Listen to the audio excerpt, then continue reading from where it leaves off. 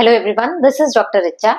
In this video, we will talk about anti-anginal drugs. So, first of all, we should know that what is angina. Angina is a clinical syndrome. It is a clinical syndrome in which there is acute episodes of chest pain due to decrease in coronary blood supply. So, there is ischemia to the heart muscle, that is the myocardium. And this decrease in coronary blood supply can occur due to three main reasons. Okay, basically there is one, stable angina, where there is coronary artery disease. So there is formation of plaque in this, atherosclerotic plaque is formed, due to which there is decrease in the diameter of the lumen, right? So this is a blood vessel showing the lumen, and here in one side atherosclerotic plaque has formed, decreasing the size of the lumen. So what is going to happen, that if there is increase in the oxygen demand by the heart, for example in cases of exercises, too much worry, stress, and even sexual activity, when there is increase in the oxygen demand by the heart, then this coronary vessel will not be able to supply adequate amount of blood to the heart because of decrease in the lumen, right? Then we have Prinzmetal or vasospastic angina.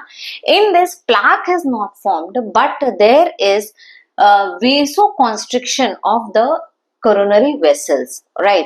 So then even in resting state, there can be decrease in the blood supply to the heart. Understanding? So even in resting state, this Prinzmetal or vasospastic angina can occur, that is a chest pain due to myocardial ischemia occurring due to vasoconstriction of the coronary vessels, right? Then there is unstable angina. Unstable angina is where this atherosclerotic plaque has formed. Actually, over this plaque, you see there is one layer of fibrin. Okay, so that coat is there. In this case, this coat is not well formed, it is fragile. So there are chances of it breaking. So once it breaks, what happens, that there is exposure of these contents here, and very fast there can be formation of this platelet plug, okay, and then clot formation can occur, which can decrease further the lumen size which is available for coronary blood supply. So this can decrease the coronary blood flow very significantly. In fact, it can lead to myocardial infarction. Infarction is death of the cells. Ischemia is decrease in the blood supply, which can ultimately lead to the death of the cells if it is not controlled. Okay, if the supply is not again regained by the muscle. Okay. So we will be talking about what is the treatment of these. So first is stable angina.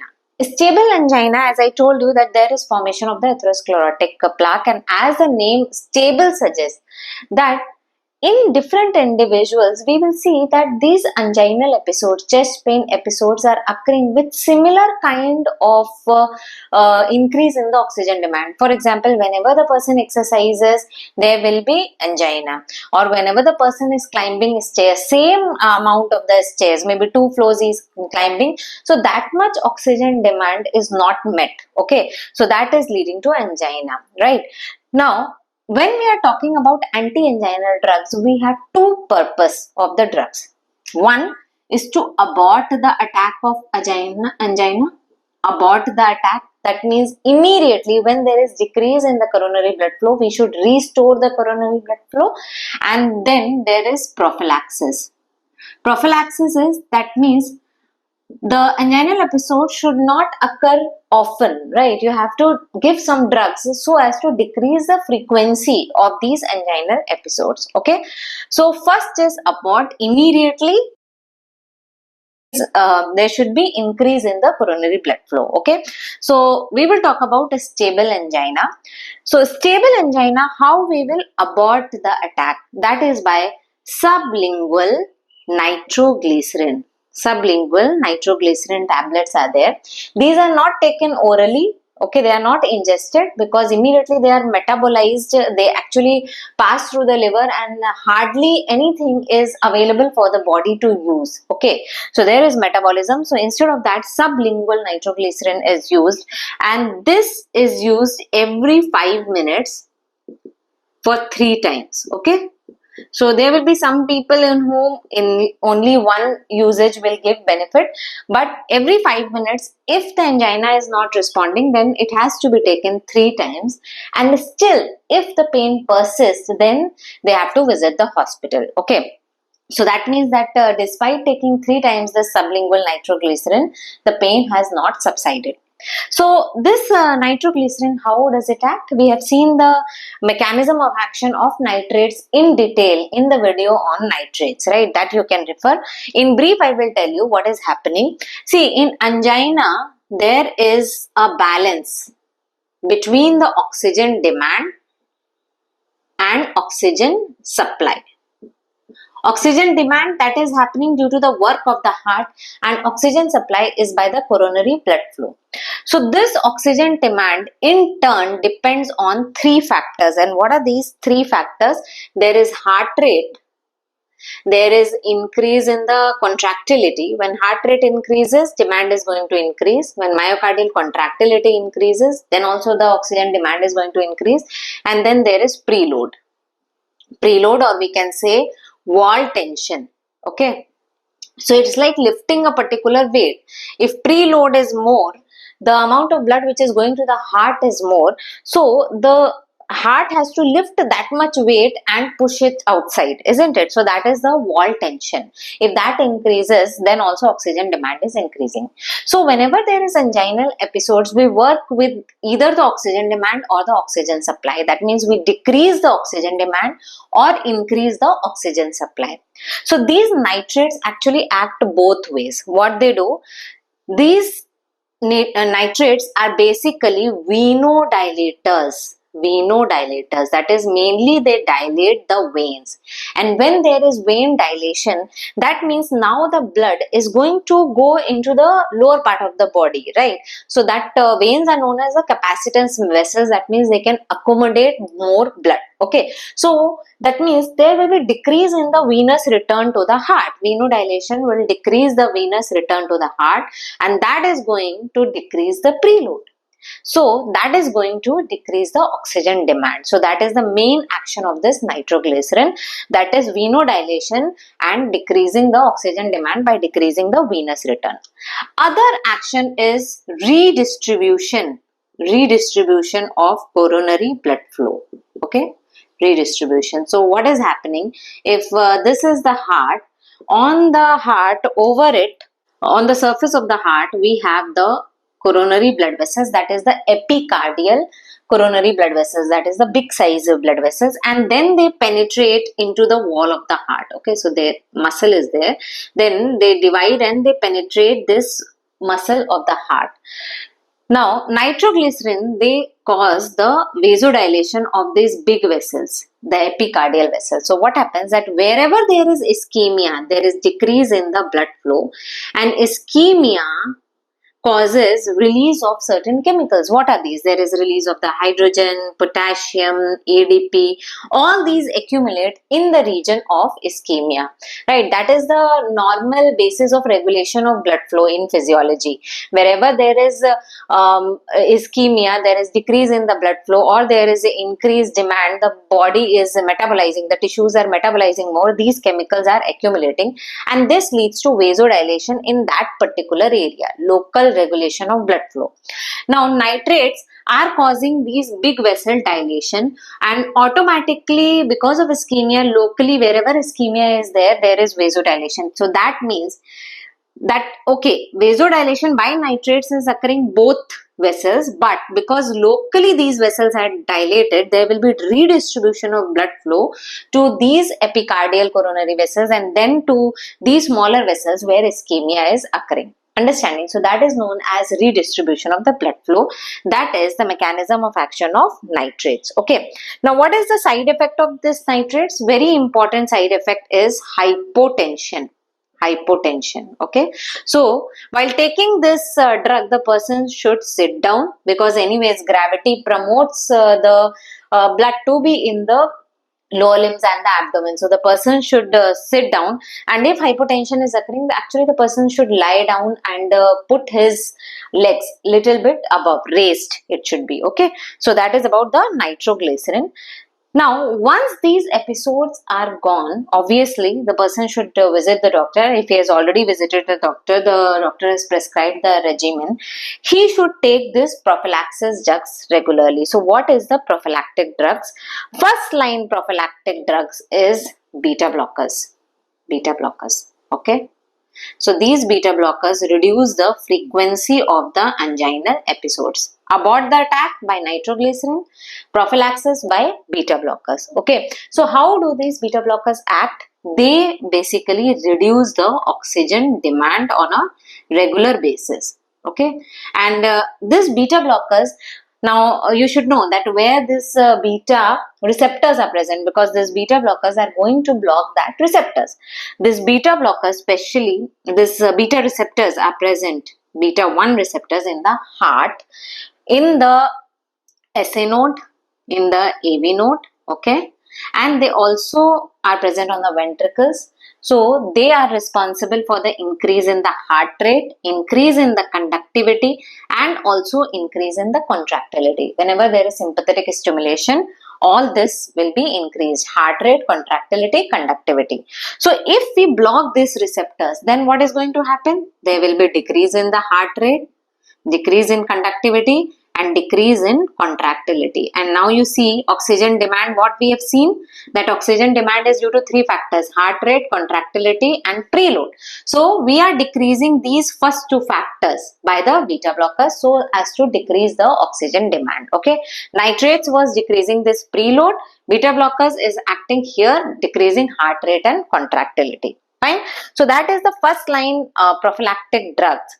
Now, what are the side effects and when this beta blocker should not be used? So we should see the contraindication. Obviously, its side effects will be the ones that we should not use, that will lead to its contraindication. So first is, you see that because of its effect itself, since it is decreasing heart rate and contractility and also conductivity, that is not affecting our mechanism of action, but it is important for the contraindication. So if the person is suffering from sick sinus syndrome is that there is already decrease in the heart rate because of some problem in the sinus, SA node. Okay, so that is sick sinus syndrome. Decreased conductivity. So if there is AV block is there, so already there is problem in the conduction of the impulses, then we should not give this drug. Then asthma, okay, that is contraindicated. Why? Because this beta receptors are also present in the bronchus, and there they are responsible for bronchodilation. So in asthma, if we block these beta receptors, what is going to happen? They will cause bronchoconstriction. The person will become breathless. Here already there is narrowing of the bronchus, and you are further blocking these receptors here, so there will be further bronchoconstriction. Okay, any other? It should not be used in peripheral vascular diseases, for example Raynaud syndrome, because in vessels we have alpha receptors and beta receptors. Alpha receptors are the ones which are responsible for vasoconstriction, and beta receptors are the ones which are responsible for vasodilation.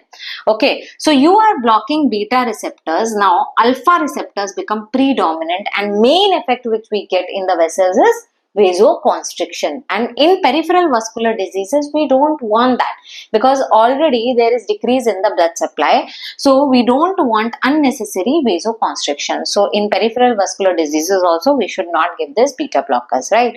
Then in diabetics there is a problem that they cause hypoglycemia unawareness. Okay, in hypoglycemia there is activation of the sympathetic system, and there is the hypoglycemic symptoms which appear, for example, palpitations. So the person knows, the hypoglycemic, the diabetic person knows that he has become hypoglycemic, and that is very important because hypoglycemia can lead to death of the person also. So in beta blockers, what happens that because we are blocking the sympathetic activity, this hypoglycemic symptoms are not going to appear. So that is known as hypoglycemic unawareness, right? So we have to be careful with that. Then they should not be used, very important, in Prinzmetal angina. Okay, Prinzmetal angina. And we have seen what is this Prinzmetal angina? It is vasoconstriction of the coronary blood vessels. Now, here Prinzmetal angina, vasoconstriction is happening, and if we give beta blockers, we have seen that in vessels two types of receptors are there, alpha and beta. So we are blocking the beta receptors even in the coronary blood vessels. So in coronary blood vessels also there will be alpha mediated vasoconstriction which will predominate. So already the pathophysiological basis of this Prinzmetal angina is vasoconstriction, and with beta blockers you are further promoting that, right? So these beta blockers are given in stable angina but not in Prinzmetal vasospastic angina, right? And finally, they should also not be given in decompensated heart failure. Okay, so suppose there is MI attack because of decrease in ischemia, there is MI, there is heart failure because of that, we should not give beta blockers that time. Yes, they are given in MI, evolving MI they are given, but not in case of decompensated heart failure when the compensatory mechanisms are not working for the heart to function. In fact, they have become deteriorating. Okay, so that was about the beta blockers. First line drugs for treatment of stable angina if they are not contraindicated and if they are well tolerated also, because there are certain side effects of beta blockers like it decreases the exercise tolerance, it causes fatigue, there may be sexual disturbances as well. So that means the not well tolerated, the patient may complain about it, so we need to give some other drugs. So what are the other drugs in case the beta blockers are contraindicated? Okay, so we have other line drugs, that is calcium channel blockers. Okay, calcium channel blockers can be given. If beta blockers are not given, we will give calcium channel blockers. Okay, and in the video on calcium channel blockers, we have seen that there are two types of calcium channel blockers, that is non-DHPs, okay, and DHPs. Non-DHPs are verapamil and diltiazem, which act on heart as well as on the blood vessels. They decrease the heart rate, they decrease the conductivity, and they also cause the vasodilation. DHPs mainly cause the vasodilation. Okay, so both can be given. But remember that in some cases we are giving beta blockers but the person is not responding to anginal episode. So sometimes we club beta blockers with CCBs. But never club this non-DHPs with beta blockers, because both of them, the mechanism of action is same. Non-DHPs also decrease the heart rate, decrease conductivity, and beta blockers also do the same. So we should never club these two drugs together, right?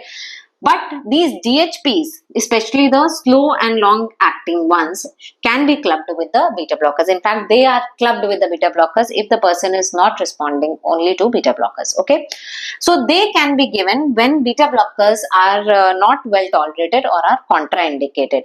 But what can be the side effects of these drugs and when these are avoided?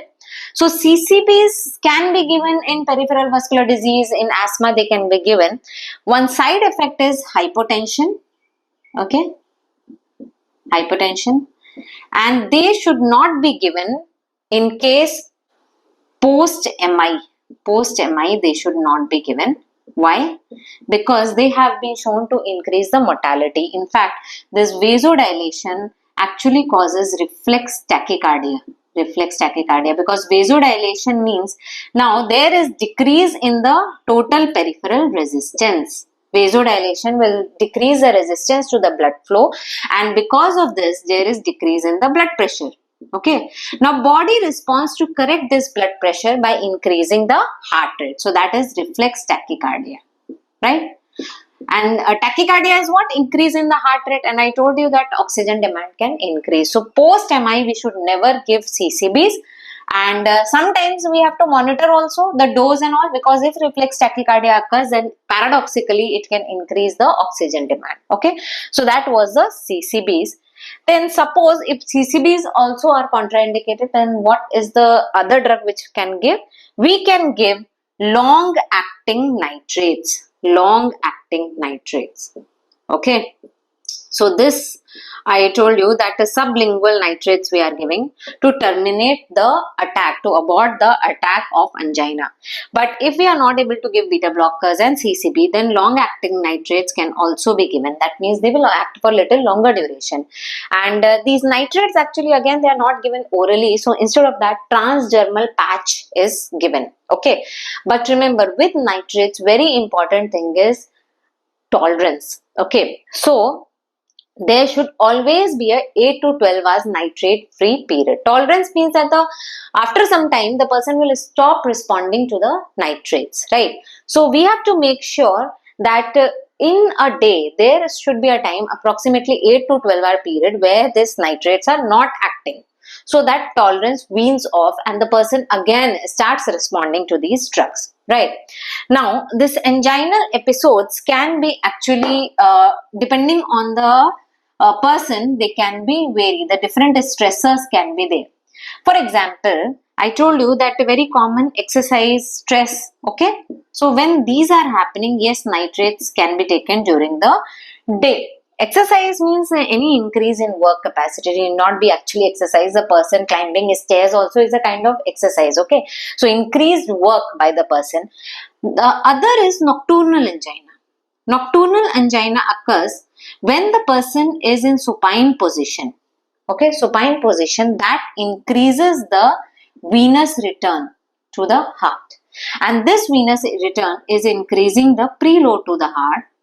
And this is increasing the wall tension, right? We have already seen that how this heart rate contractility preload. So if you remember this concept of what are the factors which increase the oxygen demand, you will be able to deduce many of these aspects, right? So this increases the wall tension in the supine position and the person can get anginal episodes during night.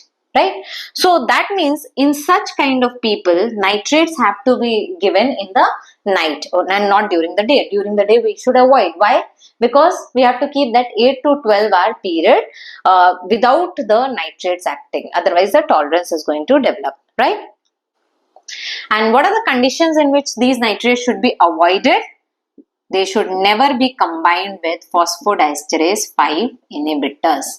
5 inhibitors. Why? Because the mechanism of action of these nitrates is by increasing the cyclic GMP. Okay, so nitrates release nitric oxide. Again, the details I have already dealt in the video on nitrates. Okay, so these nitrates release nitric oxide which cause venodilation. But this venodilation occurs because of the formation of cGMP in the muscle cell. This cGMP is responsible for venodilation. Now, this cGMP is broken down by this phosphodiesterase enzyme into an inactive compound. Right. Now, if I block this phosphodiesterase enzyme, what is going to happen? This cGMP is going to accumulate further. Okay, so by this you are increasing cGMP and you have blocked this enzyme, so further cGMP is going to increase and there will be excessive venodilation, excessive decrease in the preload, and the person cardiac output is going to decrease. The person will be hypotensive and it can be very dangerously hypotensive, right? So those were the various drugs which are used again for aborting nitrates. For prophylaxis, beta blockers, there are various contraindications to the beta blockers. So we should give calcium channel blockers. Now, one thing important, calcium channel blockers are the main prophylactic drugs for Prinzmetal angina. I told you that beta blockers cannot be given in Prinzmetal angina. What is the pathophysiology? It causes vasoconstriction. So in Prinzmetal angina, CCBs are the ones which are used for prophylaxis because CCBs cause vasodilation. They increase the coronary blood flow. Okay. So CCBs act by this. They increase the oxygen supply by increasing the coronary blood flow, and that is the the DHPs. The non-DHPs one, they act by both mechanisms. They decrease the oxygen demand as well, they decrease the heart rate, contractility, and they cause vasodilation as well. Okay, so Prince metal or vasospastic angina, beta blockers are not used. We use CCBs. Okay, now they can be combination therapy as well. So till now I told you that which drugs to use when. But sometimes the person doesn't respond to one type of drug. So they may not respond to only beta blockers. Then we need to combine the drugs. Okay. So first combination can be beta blockers plus calcium channel blockers. Okay. So remember, when you are combining these drugs, never combine non-DHPs with beta blockers. Non-DHPs also act on the heart. We will combine beta blockers with DHPs, long-acting DHPs. Okay, that is one thing. And this will be beneficial because this CCBs cause vasodilation and they cause reflex tachycardia. They can be increase in the heart, and that reflex tachycardia can paradoxically increase the oxygen demand. Vasodilation, what happens, this vasodilation, how CCBs act, that I told you that they are increasing the coronary blood flow, but vasodilation also decreases the afterload. Afterload, basically the blood pressure, it is going to decrease. So the heart has to contract less because it is pushing against the afterload, the pressure against which it is acting. So if this decreases, then the heart has to contract less, right? For the same blood push, it has to do less work. So that is happening. And beta blockers, what they are doing? They are decreasing the heart rate, decreasing the contractility. Fine. So yes, the mechanism of action is different. So it is good because it becomes synergistic. Two drugs are acting by two different mechanism of action. And this reflex tachycardia also will not occur because beta blockers are decreasing the heart rate. So this balances out and heart rate will not change. So that is first combination. Second combination can be beta blockers plus nitrates. Okay. So they are also acting by different mechanism. Nitrates, they decrease the preload. They are causing venous dilation and decrease the venous return. Beta blockers, heart rate and contractility. Okay. So that is also effective. Third combination can be nitrates plus CCBs. Okay. So we have seen that CCBs, what they are doing, they are increasing the coronary blood flow, they are decreasing the afterload. Nitrates are decreasing the preload. Okay. So again, their mechanisms are different, right? So they are not going to increase the side effects because they are acting and the anginal episodes are not responding. The frequency of the anginal episodes is not decreasing. They are prophylactic drugs. So we are adding different drugs with different mechanism of action. And fourth combination is combine all, add beta blocker plus nitrates plus CCBs. Okay, so all permutation combinations, you see, they are working. So when we combine all, again they are acting all by different mechanisms. Nitrate decrease preload, right? CCBs decrease, increase the oxygen supply and decrease the afterload so that the contractility required is less. And beta blockers act here, the heart rate and contractility, right? So all are acting by different mechanisms. Okay. So that were the various combination.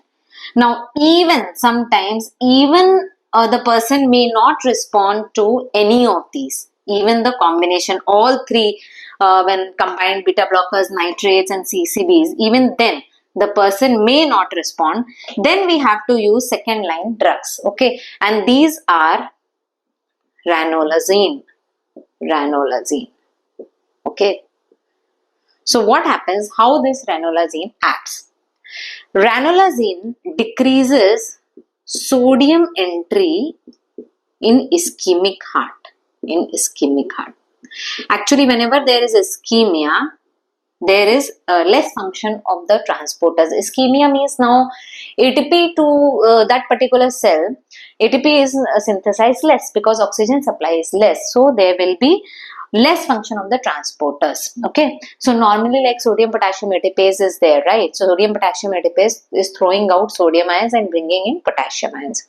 So that function of these transporters become less, and there is sodium entry. Okay, this sign denotes entry. Sodium entry in ischemic cells. Now suppose this is a cell, okay, and this is sodium is entering into the cell, and here there is a transporter, sodium calcium exchanger. Normally the sodium calcium exchanger brings in sodium and throws out calcium. Okay, so that is important for maintaining the calcium concentration within the myocardium. So normally that is the function, but in ischemic cells, because of this sodium entry, this transporter starts working in opposite direction.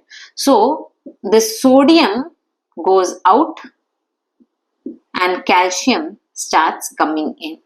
Okay, and this excessive entry of calcium in the cells, in the ischemic cells, is damaging. We don't want that. Okay, so this calcium even leads to the heart in contracted state, even in diastole. So we don't want that. Okay, so ranolazine can block this sodium entry in ischemic cells, right? Then we have another drug, nicorandil. Nicorandil is a potassium channel opener. Actually, it acts by two mechanisms. It releases nitric oxide also. So it acts the way our nitrates were acting, and it is also potassium channel opener. So potassium channel opener means potassium is going to go out of the cells. Potassium is going to go out of the cells. Why potassium is going to go out of the cells? Because potassium concentration is more within the cells always. Okay, so when potassium channels open, then these potassium go out of the cell, and this leads to hyperpolarization. There is decrease in the membrane potential. Okay, and hence the heart or the vessels, actually this potassium channel opener acts on the vessels. Okay, so there is decrease in the membrane potential. Membrane potential decreases. Now the excitability of the cells is decreasing. Okay, so remember, electrical activity is different, mechanical activity is different. So here it is causing the hyperpolarization so that the membrane potential goes down. So now for the cells to become excitable, membrane potential should reach to the threshold, isn't it? That is not happening because of this hyperpolarization. Lot of potential change is required. That is not happening because of this potassium channels opening. So there will be vasodilation. Okay, vasodilation, because electrical activity is low, hence contractile activity, the mechanical activity is not going to occur, vasoconstriction is not going to occur, so there will be vasodilation. Right? So these were the various drugs which are used in stable angina, right? And we also discussed the prophylactic drugs in Prince metal angina. So yes, in Prince metal angina also, to abort the attack, we will use the nitrates, and for prophylaxis we will use CCBs, right? Now, when we are talking about angina, see, we are telling that yes, there is atherosclerotic plaque formation. So we should also give some drugs for treatment of this disease. This is coronary artery disease. Okay, so for the treatment of this disease, we should also give some drugs. So we have to start the treatment with antiplatelet drugs, right? Aspirin, statins, okay, to decrease the cholesterol levels. Then if required, ACE inhibitors. If left ventricular dysfunction is present, ACE inhibitors need to be given. Okay, so whole treatment for coronary artery disease we have to start, right?